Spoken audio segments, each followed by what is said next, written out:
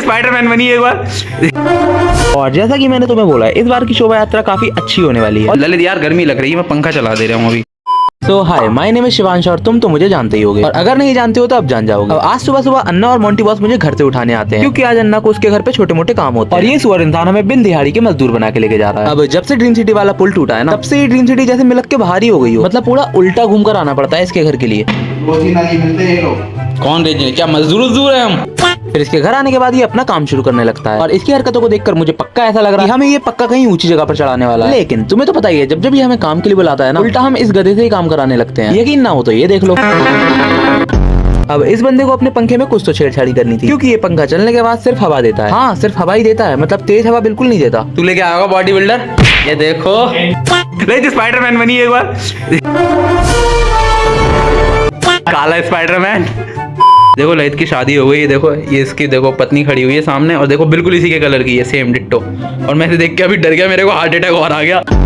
ललित यार गर्मी लग रही है, मैं पंखा चला दे रहा हूँ अभी। अब जितनी देर ये लोग यहाँ पे काम कर रहे होते हैं, उतनी देर में मैं एक शॉप पर आ जाता हूँ कोल्ड ड्रिंक्स लेने। फिर ये कोल्ड ड्रिंक लेने के बाद मैं इसके घर वापस आ जाता हूँ। तुम लोग ये आवाज सुनो।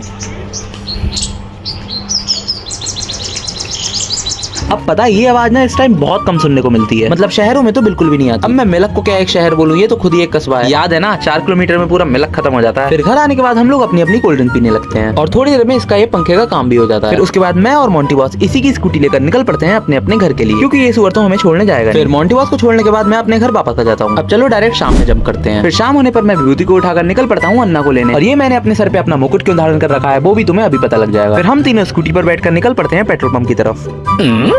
और जैसा कि मैंने तुम्हें बोला, इस बार की शोभा यात्रा काफी अच्छी होने वाली है, और ये बात इसकी सजावट देख के ही पता लग रही है। अब ये हेलमेट मैं इसलिए लेके आया था क्योंकि बिना हेलमेट के पेट्रोल तो मिलना मुमकिन ही नहीं है, और हमारे अन्ना को स्कूटी में पेट्रोल पड़वाना था। बिना हेलमेट के पड़ जाएगा क्या पेट्रोल? पड़ जाएगा भाई, हेलमेट लाना भूल गया, अब क्या करें। चाचा पहन रखे हैं इसको। चाचा नहीं है, फूफा है। फिर इसकी स्कूटी में पेट्रोल पड़वाने के बाद सजावटों का दृश्य लेते हुए हम तीनों निकल पड़ते हैं अपने अपने घर के लिए। अरे यार मत कर यार, सॉरी भाई, जानबूझ के क्यों कर रहा है? और थोड़ी देर में हम तीनों अपने अपने घर भी चले जाते हैं। कुछ शर्म वरम है, कुछ हया वया, अरे क्या कहते हैं। और इसी के साथ मेरा ये व्लॉग यहीं समाप्त होता है। अब तुम्हें अगर ये व्लॉग अच्छा लगा हो तो मुझे फॉलो करो और इस वीडियो को लाइक करो। बाकी मैं चला, तो आज के लिए इतना ही गाइस, मिलते हैं नेक्स्ट व्लॉग में। राधे राधे। नहीं मतलब ये क्या तरीका है? ये तेरे लिए क्यों बनवाया है हमने? ये इसलिए बनवाया है कि तू ऐसे पड़े रहे सुअरों को।